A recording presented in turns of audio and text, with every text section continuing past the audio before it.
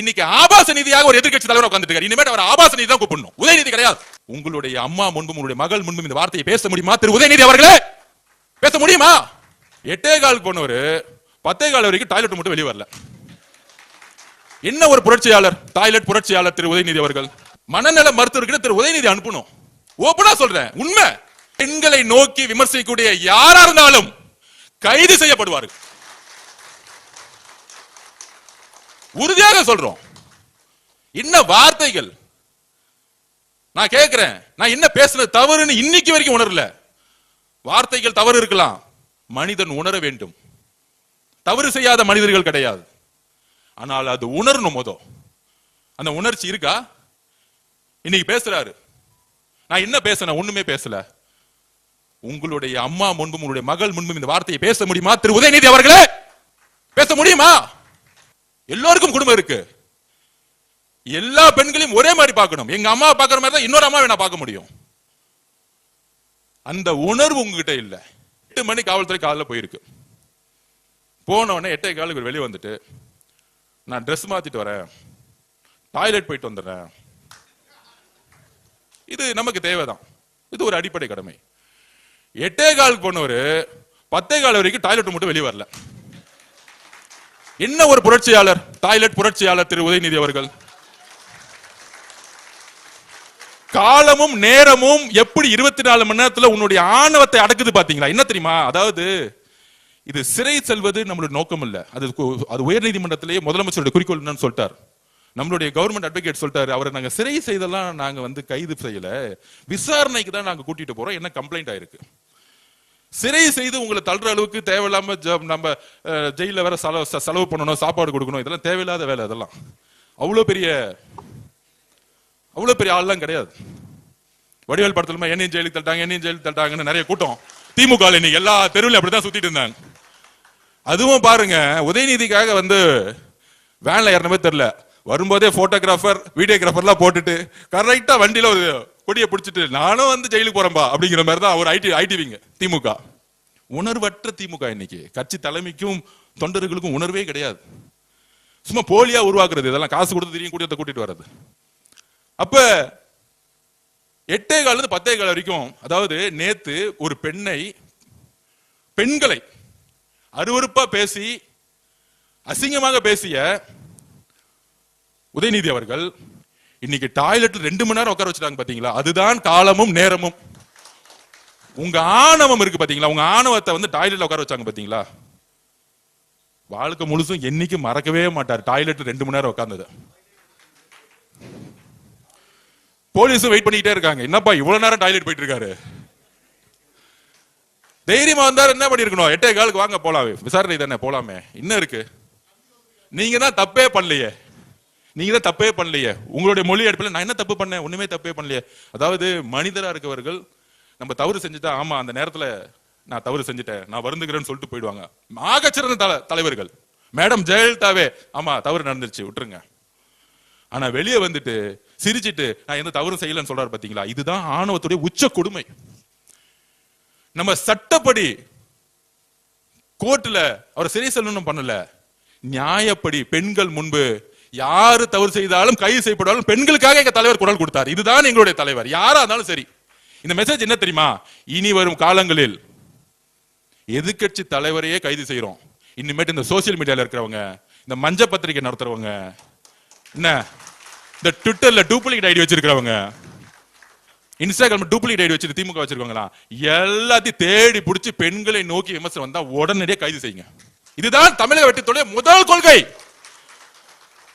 ஊழல ஒழிச்ச மாதிரி பெண்களை அருவருப்பா பேசக்கூடிய கலாச்சாரத்தை ஒழிக்கக்கூடிய ஒரு ஆட்சியை உருவாக்கணும். அதுதான் எங்களோட தலைவர். இவ்வளவுதான் சிந்தனை. அது எந்த பெண்ணா இருந்தாலும் சரி, இதுதான் முதல் கொள்கை. பெண்களுக்கான பாதுகாப்பையும் பெண்களுக்கான செக்யூரிட்டியும், அவங்க தைரியமாக வெளியே பணி செய்யக்கூடிய எந்த ப்ரொஃபஷனல், பொலிட்டிக்கலா இருக்கட்டும் மீடியாவா இருக்கட்டும், எந்த ப்ரொஃபஷனல் தைரியமா வெளியே வரணும். அப்படி இருந்தா அது அவங்களுக்கு யாரெல்லாம் முடக்க பாக்குறாங்களோ அவங்க கைது செய்யப்படும். அப்ப இந்த கலாச்சாரத்தை ஒழிக்கணும். ஆனா எங்க தலைவருக்கு ஒவ்வொரு பெண்ணையும் தன்னுடைய அம்மாவும் தங்கச்சியாவும் அக்காவையும் பார்த்துட்டு இருக்காரு. இதனாலதான் இந்த ரியாக்ஷன். இதுதான் உண்மை. இது அரசியலோ பழி வாங்கலோ கிடையாது. நாங்க எதுக்கு அரசியல் பழி வாங்கணும்? 60 வருஷ வரலாற்றை தூக்கி எறிஞ்சு சிங்கிளா தனியா எங்கால் ஜெயிச்சிருக்காரு எலெக்ஷன்ல. உங்களை எதிரியாவே நாங்க பார்க்கல. எங்க தலைவரை எதிர்த்து நிக்கிறதுக்கு ஒரு தகுதி வேணும். இன்னைக்கு சேலஞ்ச் பண்றேன் திரு உதயநிதி அவர்களே, உங்க தாத்தாவோட ஐடென்டிட்டி, திமுகவோட ஐடென்டிட்டி எல்லாத்தையும் தூக்கி போட்டு உங்க எம்எல்ஏ போஸ்ட் ரிசைன் பண்ணிட்டு வாங்க. எங்க தலைவர் சாமானிய ஒருத்தர் நிப்பாட்டுவார். அதே சேப்பாக்கத்துல சாமானிய ஒரு பெண்ணை நிப்பாட்டுவார். சாமானிய ஒரு பெண்ணை சேப்பாக்கத்துல இன்னைக்கு நாங்க நிப்பாட்டுக்கு ரெடி. சேலஞ்ச் பண்றோம். ஒரே ஒரு முறை எங்க தலைவர் வருவார் பச்சரத்துக்கு, ஒரே ஒரு முறை தான் வருவார். டெபாசிட் வாங்க மாட்டீங்க, எழுதி வச்சுக்கிறீங்களா? இன்னைக்கு சேப்பாக்கத்துல எலெக்ஷன் நடந்துச்சுன்னா ஏன் தெரியுமா? திமுக இன்னைக்கு எதிர்க்கட்சி தலைவரானதுக்கான காரணமே கூட்டணி கட்சினாலதான். கூட்டணி கட்சியோட 20% மைனஸ் அடிச்சீங்க, 10 தொகுதி ஜெயிச்சிருக்க மாட்டாங்க. கூட்டணி கட்சினால 10 தொகுதி இல்ல. காங்கிரஸ், ஐஎம்எல், கம்யூனிஸ்ட், விசிக இல்லன்னா திமுகனால 10 தொகுதி ஜெயிச்சிருக்க முடியாது. இப்ப ஒட்டுமொத்த கூட்டணி எங்க தலைவர் கூட எங்களோட இருக்கிறாங்க. அப்ப நீங்க உங்களை பார்த்து நாங்க எதுக்கு பயப்படணும்? தேர்தல் ரீதியா நீங்க யார் எங்களுக்கு? எங்க தலைவர் உங்களை பார்த்து பயந்தா தானே வந்து கைது பண்ணணும், சிறை தள்ளணும். என்ன பேச்சுது? ஒரு பொறுப்பு வாய்ந்த எதிர்க்கட்சி தலைவர் பேசுறதா? ஈக்குவல் டு கேபினெட் ரேங்கிங், அமைச்சர் இடத்துல இருக்கீங்க நீங்க. எதிர்க்கட்சி தலைவர் யார் இருந்திருக்கா? கலைஞர் இருந்திருக்காரு அந்த இடத்துல. என்ன பேச்சுகள் இது? மேடம் ஜெயலலிதா உட்கார்ந்துருக்கா, உங்க இடத்துல எந்த இடத்துல உட்கார்ந்துட்டு இருக்கீங்க? காவேரி பிரச்சனை பத்தி பேசுறோம். காவேரி பிரச்சனை பத்தி நாளைக்கு சட்டசபையில் நீங்க என்ன வேணா கொஸ்டின் கேளு. அதுக்கு உடனே சொல்றாங்க அவர் வந்து நாளைக்கு சட்டசபையில் வந்து நம்ம கேள்வி கேட்டு வர பயந்துட்டாங்களாம். 4 நாள் நீங்க என்ன கேள்வி கேட்டீங்க எனக்கு தெரியாது. அந்த இடத்துல சும்மா உட்காந்துட்டு இருந்தீங்க 4 நாள். நீங்க கேள்வி கேட்கறீங்களா எங்களை பார்த்து? நாங்க ரெடி. என்ன கேட்பீங்க? இருமொழி கொள்கையா, நீட் பத்திரியா, காவேரி பிரச்சனையா, மேகதாது பிரச்சனையா, சட்டம் ஒழுங்கு பிரச்சனையா, 5 வருஷம் சட்டம் ஒழுங்கு போஸ்கோ சட்டத்தில் எத்தனை பேர் கைது ஆயிருக்காங்கன்னு கணக்கெடுப்போம். நாங்க வந்து 80 நாள் ஆச்சு. 25 வருஷம் ஆண்டது நீங்க. ஒவ்வொரு ஃபைல தொட்டாலும் பண்ணதுக்கான எல்லா தவறுகளும் நீங்க. அப்ப என்ன மாதிரி சூழ்ச்சி அரசியலை இந்த தமிழக மட்டும் உருவாக்குறாங்க? பொய்யான அரசியல் உருவாக்குறாங்க. இது தமிழக பெண்களுடைய கோரிக்கை. நேத்துல இருந்து ஒட்டுமொத்த நேஷனல் மீடியாவும் ஒரு எதிர்க்கட்சி தலைவராக உதயநிதி இப்படி பேசலாமா? டிஸ்கஸ்டிங் ஸ்பீச்சஸ் நேத்துல இருந்து ஆரம்பிச்சிட்டாங்க, ஆர்குமெண்ட் ஆரம்பிச்சிட்டாங்க. நம்மளுடைய மீடியா தான் லேட்டா இருந்திருப்பாங்களே, காலைல இருந்து ஆரம்பிச்சாங்க. பெண்கள் எல்லாம் சமூக வலைத்தளத்துல இறங்கி அடிக்க ஆரம்பிச்சிட்டாங்க. என்னது திமுக, பழைய திமுக, இந்த இதுக்கு முற்றுப்புள்ளி வைங்க. 50 வருஷ திமுக இந்த பெண்களை நோக்கி இழிவா பேசக்கூடிய அரசியலை முற்றுப்புள்ளி வைங்க. தைரியம் இருந்தா எங்க தலைவரை விமர்சிக்கணும்னா அவர் முகத்தை பார்த்து ஒரு தவறு சொல்லி அரசியல் பண்ணி ஜெயிச்சிருங்க. எந்த காலத்துல வாய்ப்பு கொடுக்கவே மாட்டார் அவர். உங்களுடைய அரசியல் எல்லாத்தையும் தூக்கி போட்டுதான் ஜெயிச்சுட்டு வந்திருக்காரு. அப்ப இது மாதிரி ஒரு விமர்சனத்தை உருவாக்கினா ஒரு அட்டென்ஷன் கிடைக்கும். இதுதான் வந்து ஒரு கேவலமான பிறப்பாலே அந்த பிரச்சனை இருக்கு அவருக்கு. அவர் நல்ல டாக்டர் அனுப்பணும், சைக்காலஜி டாக்டர் அனுப்பணும். இதுதான் உண்மை. மனநல மருத்துவர்கிட்ட திரு உதயநிதி அனுப்பணும். ஓபனா சொல்றேன், உண்மை. ஒரு பெண்ணை நோக்கிய பார்வை இருக்கு பாத்தீங்களா? அந்த பார்வை எங்க இருந்ததுன்னா பிறப்புல இருக்கும் போது ஏதோ பிரச்சனை இருந்தா தான் வரும். அந்த மாதிரி எங்க அம்மா அப்படி பார்க்க முடியுமா? எங்க அக்காவை தங்கச்சி அப்படி பார்த்து நான் பேச முடியுமா? சொல்ல முடியுமா? சொல்ல முடியாது, சொல்ல வராது.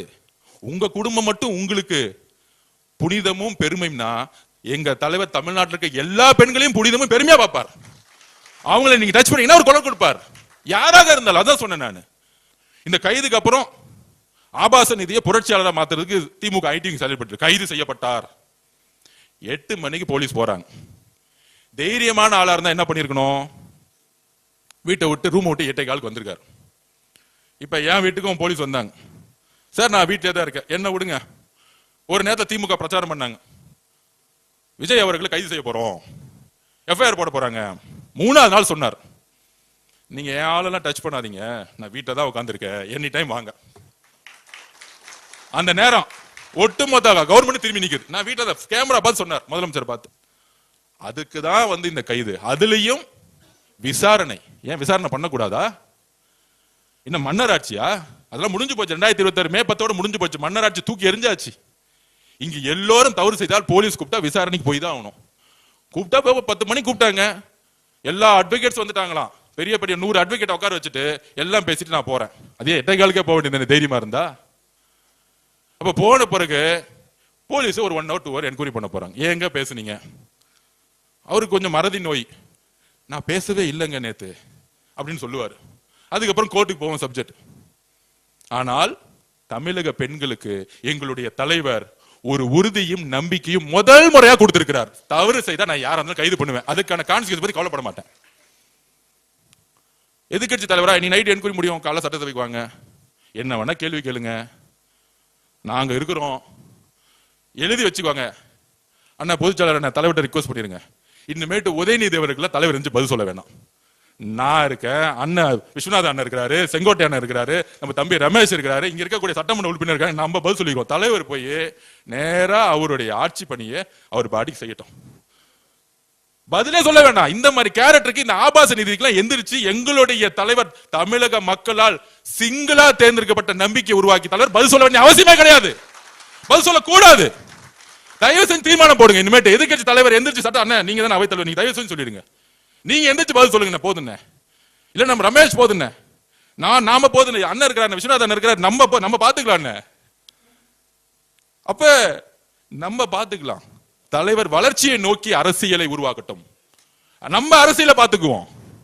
நீங்க அவரை, அதாவது திமுக காரங்க இறங்கிட்டாங்க, சொல்றாங்க எங்க பார்த்தாலும் போராட்டம்னு.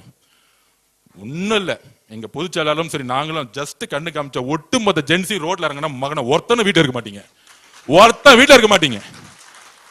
அமைதியா ஒருத்தர் அமைதியா இருந்தா ரவுடிசம்லாம் வேலைக்கு ஆகாது, பசங்க இறங்கினாங்கன்னா ரவுடிசம்லாம் வேலைக்கு ஆகாது. நாங்க அமைதியா ஜெயிச்சிட்டோம், மக்களை முன்னேற்றணும், இளைஞர்களுக்கு வேலை வாய்ப்பு இல்ல. எங்க தலைவர் என்ன வச்சுக்கிறாரு, 55% இளைஞர்கள் இருக்காங்க, வேலை வாய்ப்பை உருவாக்கணும், அவங்க அரசியலா பயன்படுத்துறது மட்டும் நம்ம குறிக்கோள் இல்ல, இளைஞர்களுக்கான வேலை வாய்ப்பை உருவாக்கி முன்னேற்றம் நினைச்சிட்டு இருக்காரு. அப்படி ஒரு அரசியல் தலையீடு அவருக்கு வந்து டிஸ்டர்ப் பண்ணா, நாங்க இருக்கிறோம், மற்ற அமைச்சர்கள் இருக்காங்க, சட்டமன்ற உறுப்பினர் இருக்காங்க, இது அண்ணன் தீர்மானமே அண்ணன் கொடுத்துருங்க, நாளைக்கு வந்து உக்காரட்டும், அவர் எந்திரிச்சு பேசுறதுக்குள்ள என்ன வேணா பேசட்டுமே. ஏன்னா 30 வருஷம் ஆட்சி, 50 வருஷம் கழிச்சு எல்லா தப்பையும் அவங்க தான் பண்ணிருக்காங்க. விசாரணை நடக்கட்டும், கிளீனா சொல்லிட்டாங்க, விசாரணை முடிஞ்சோன்னா வீட்டுக்கு அனுப்பிச்சிருவோம். சிறை செல்லக்கூடிய பழக்கம் எங்களுக்கு கிடையாது, எங்களுக்கு யாருமே எதிரியா நினைக்கக்கூடிய பழக்கமே கிடையாது, எங்களுக்கு அந்த பயமே கிடையாது. எந்த கட்சியை பார்த்து போய் தனியா நின்னே நாங்க ஜெயிச்சிட்டோம், கூட கூட்டணி வேற இருக்கு, எதுக்காக ஒருத்தரை பார்த்து நாங்க பயப்படணும், எதுக்காக ஒருத்தர் சரி சொல்லணும், இதுதான் நான் திருப்பி திருப்பி பதிவு பண்றேன். அதனால நாம் மிகப்பெரிய வெற்றிகளை பெற போறோம். இவங்களுடைய பொய்யையும் இவங்களுடைய சூழ்ச்சிகளையும் தூக்கி எறியறதுக்கு நமக்கு நிதானமும் பொறுமையும் ஒற்றுமையும் வேணும். இது எல்லாம் தலைவருக்கு ஒரு பலமா இருக்கும். தலைவரோட பலத்துக்கு நான் திருப்பி சொல்றேன், அடுத்தது 50 வருஷத்துக்கு பக்கத்துல நிக்கிறதுக்கு யாருமே கிடையாது. அதனால நம்ம சட்டசபையில நிமிர்ந்து போவோம், ஏன்னா நம்ம நேர்மையாளர்கள், நம்ம தலைவர் ஒரு மிகப்பெரிய நேர்மையான ஆட்சி உருவாக்கி இருக்கார். நன்றி, வணக்கம்.